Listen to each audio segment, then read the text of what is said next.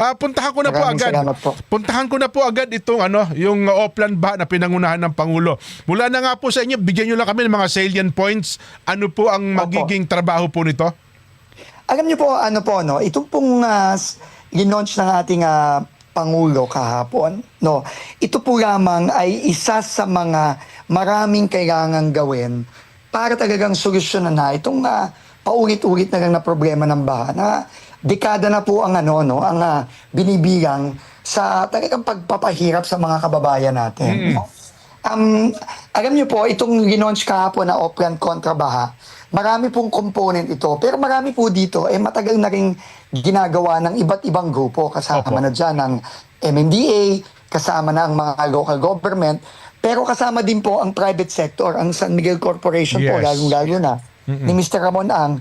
Alam niyo ho, 5 hanggang 6 na taon na po niyang ginilinis, no?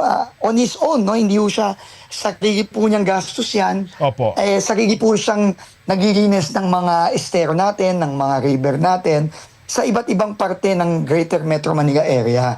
Pero ang sabi po ng ating Pangulo, kailangan pagsamasamahin natin lahat ng effort na ito sa isang pangmalakihan, ang pangmatagalang operasyon.